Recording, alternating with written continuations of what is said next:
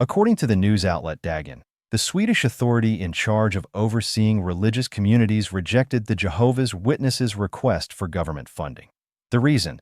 The agency concluded that their practices contradict democratic principles and the equal value of all human beings. This raises several questions.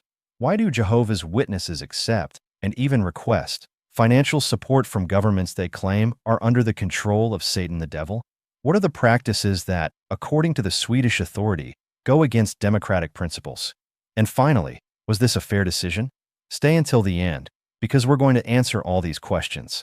Are you ready? Before we get started, I want to make something clear. I deeply value my privacy. That's why the narrator's voice and image you're seeing were created with artificial intelligence. However, all the research, writing, and editing of this video were done by me, the creator. You can call me Nowachi. If you live in a country where the government doesn't provide funding to religious organizations, this whole issue might sound pretty strange to you. I personally know Jehovah's Witnesses who claim that governments only give money to the religions they consider false, and that Jehovah's Witnesses don't receive, nor would they ever accept, government money because, according to their belief, governments are under Satan the devil's control. If that's your case, my friend, let me inform you that Jehovah's Witnesses not only accept money from governments, they actually request it in every country where registered religions are legally entitled to such support. Why the confusion? It's because the theology of Jehovah's Witnesses is deeply contradictory in this regard. Take a look at the explicit contradiction published in the October 2023 study edition of The Watchtower. The Bible acknowledges that human governments cause suffering, are under Satan's control, and will soon be destroyed. It also tells us that whoever opposes the authority has taken a stand against the arrangement of God. So then, are human governments under the control of the devil, or do they form part of the order established by God, as stated in Romans chapter 13? In any case, the point is that this contradiction conveniently allows them to preach both sides of the story. On one hand, they say the world is in chaos because governments are under the devil's control, yet on the other hand, they insist that people must obey human laws as long as they don't conflict with God's laws, because those same governments supposedly form part of God's established order. That way, they appeal to people who are dissatisfied with their governments, while still enjoying the benefits those same governments provide. In short, they sure know how to be on God's side and the devil's at the same time. Now then, what led the Swedish government to deny the funding request from Jehovah's Witnesses? And no, my Jehovah's Witness friend, this is not part of the persecution Jesus supposedly foretold, because no one is forbidding them from practicing their religion. What's happening is that the Swedish government is simply withdrawing the financial support it grants to officially recognized religions in the country. In this case, another Bible passage fits much better, Galatians 6 verse 7. Do not be misled. God is not one to be mocked. For whatever a person is sowing, this he will also reap. To make this clear, let's look at what's stated in the document issued by the Swedish Agency for Support to Faith Communities, an organization under the Ministry of Culture of the Government of Sweden. Based on what Jehovah's Witnesses have stated in their application and what has emerged from the documents referred to earlier in this decision, the Swedish Agency for Support to Faith Communities considers that there are circumstances that give rise to a conflict of interest. 1. Jehovah's Witnesses deny membership to persons from the religious community on the basis of their choice of life partner, and 2. Jehovah's Witnesses exert undue pressure through threats of harmful consequences for members or their relatives if the member is expelled or leaves the community. The Swedish Agency for Support to Faith Communities therefore finds that Jehovah's Witnesses have not demonstrated that the religious community fulfills the requirements of Section 1 of the Act 2024-467 on state subsidies to religious communities. The Swedish Agency for Support to Faith Communities therefore rejects Jehovah's Witnesses' application for eligibility for state subsidies. Next, let's take a closer look at each of these accusations. 1. Jehovah's Witnesses deny membership to persons from the religious community on the basis of their choice of life partner. As a former elder of Jehovah's Witnesses who once handled this type of case, I'll share 2 examples where this applies. Let's suppose a 12-year-old boy born into a Jehovah's Witness family, decides to get baptized, encouraged by his relatives and congregation. At that age, he still doesn't have a clear sense of his sexual identity. As he grows up, by the time he's 20, he realizes that his sexual orientation is toward people of his own gender, but he keeps it secret. Then, at 25, he falls in love and decides to move in with his partner. The result? He'll be disfellowshipped, or as they now say, removed from the congregation. By the way, young person, if you were born into the Jehovah's Witness community, don't let anyone pressure you into getting baptized too young. Wait until you grow up and truly know if you want to be a Jehovah's Witness. Believe me, you'll save yourself a lot of trouble. Here's another example. A young woman falls in love at work with a man who is not one of Jehovah's Witnesses. One thing leads to another, and she becomes pregnant.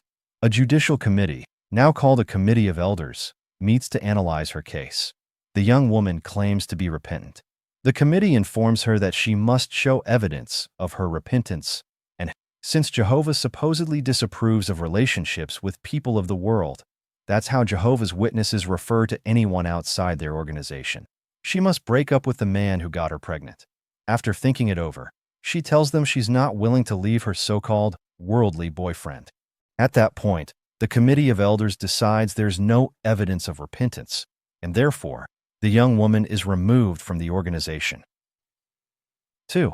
Jehovah's Witnesses exert undue pressure through threats of harmful consequences for members or their relatives if the member is expelled or leaves the community. In the elders' textbook, Shepherd the Flock of God, Appendix A lists the causes that can lead a Jehovah's Witness to be expelled from the congregation. One of them is the so-called brazen conduct. In paragraphs 21 and 22 of that same appendix, the manual describes who are considered to have committed this kind of brazen conduct and are therefore subject to being removed from the congregation. 21. Unnecessary association with persons who have been removed from the congregation or who have disassociated themselves. A committee should be formed if, despite repeated counsel, an individual willfully and continually engages in unnecessary association with a non-relative who has been removed from the congregation or who has disassociated himself. 22.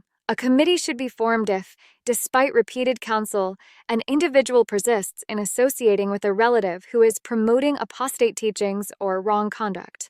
Yes, leaving Jehovah's Witnesses is not a free act as they claim. You lose your community, and in some cases, even your own family. Personally, I'm of the opinion that no religion should receive money from the state. However, I also believe that in countries where the law provides such subsidies, the state has the right to decide whom it supports and whom it doesn't. And yes, we all know that every religion based on the Bible condemns things such as same-sex relationships, but not all of them expel their members for it. Since modern science tells us that homosexual orientations are a natural variation within the human species, many churches, without abandoning their biblical principles, have chosen to approach these matters with mercy rather than condemnation. After all, we are all sinners. That's why the Christian community, the very one that established the biblical canon, still considers canonical the passage in John 8 verse 7. Let anyone among you who is without sin be the first to throw a stone at her. Although it is well known that this passage was a later addition to the Gospel of John, the truth is that it preserves an ancient Christian tradition, mercy toward the sinner. Jehovah's Witnesses, who have removed this passage from their Bible, pretend not to know that the Christian canon was formed by compiling what were originally oral traditions passed down from generation to generation. If they're going to accept the Protestant Christian canon, then at least they should accept it in full. What needs to be done with the legalistic watchtower is to remind them of their own sins, such as the many documented cases of abuse cover-ups involving defenseless individuals, as described by Barbara Anderson in her book. Those wicked men in the governing body who allowed such things have already died without ever facing a judicial committee. And no, I can assure you, they are not ruling with Christ in heaven. Personally, I've always found it striking that in the Gospels, the only people Jesus condemned were the religious leaders, the Pharisees and Sadducees, who saw themselves as righteous and looked down on everyone else. Without a doubt, the members of the governing body are their modern-day counterparts. On the other hand, in modern democracies, the state is secular, Therefore, it must not accept the rules of any religion as law. This means that no state should be guided by the Bible or by any so-called sacred book, but rather by universal principles of justice. That includes the fundamental principles of the International Bill of Human Rights, whose 3 core principles state: Article 1. All human beings are born free and equal in dignity and rights. They are endowed with reason and conscience and should act towards one another in a spirit of brotherhood. Article 2. Everyone is entitled to all the rights and freedoms set forth in this declaration, without distinction of any kind, such as race, color, sex, language, religion, political or other opinion, national or social origin, property, birth or other status. Furthermore, no distinction shall be made on the basis of the political, jurisdictional, or international status of the country or territory to which a person belongs, whether it be independent, trust, non-self-governing, or under any other limitation of sovereignty. Article 3. Everyone has the right to life, liberty, and security of person. And if you're a Jehovah's Witness or a fundamentalist Christian, first remember all those sins you keep swept under the rug, and second, remember that the state is secular. It has no obligation whatsoever to turn the contents of the Bible into law. To conclude, I want to point out that Swedish law allows Jehovah's Witnesses to appeal the decision made by the Swedish Agency for Support to Faith Communities. But they love money so much that it wouldn't surprise me if they start changing their doctrine. Those of us who are well-informed know that the small adjustment they made, allowing members to greet, and I mean greet, not socialize, with those who have been expelled, was done to keep receiving government funds from Norway, not to better align themselves with biblical principles. So, will they appeal the decision of the Swedish Agency for Support to Faith Communities, adjust their doctrines, or simply resign themselves to losing the money from Sweden? We'll be watching closely to see what happens. Let me ask you something. Do you want this content to reach more and more people who need it?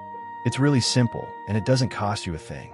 Just hit subscribe, turn on a notification bell, leave a like, and share this video with anyone you think it could help. Thank you for being part of this project. See you soon.